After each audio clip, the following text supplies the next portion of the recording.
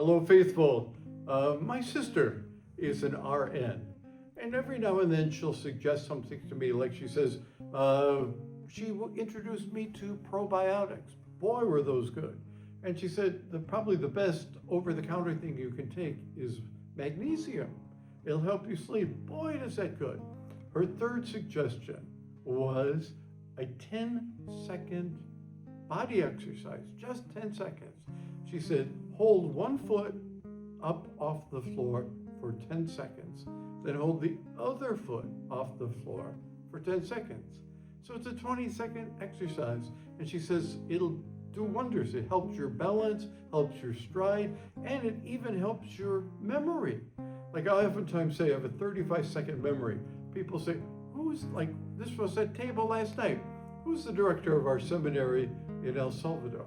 And I said, I don't know, but I'll know in 35 seconds because the memory takes that long sometimes to pop in.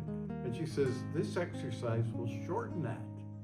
So all it is you pick up one foot and hold it in the air for 10 seconds.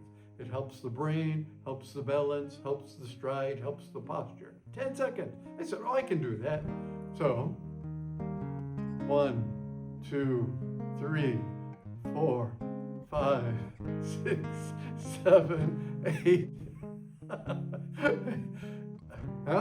I'm trying. Well, this I think is going on in today's gospel. It's an exercise. We're beginning the great Sermon on the Mount, Jesus' great sermon. And I think it's all about this transformation into a new creation. And it starts with the Beatitudes. And the Beatitudes, I think, are almost like when you read, in a textbook, the introduction, by the end of this chapter, the student should be able to, and that's the Beatitudes. By the end of this chapter, by the end of the student's Sermon on the Mount, the student should be able to live poverty of spirit, should be peacemaker, should be merciful, should be compassionate, should be tolerant of persecution. This is the end result. It's not the beginning. The Beatitudes introduces what this sermon will do. And it's like, if you can do these 10 seconds, you will be greatly improved.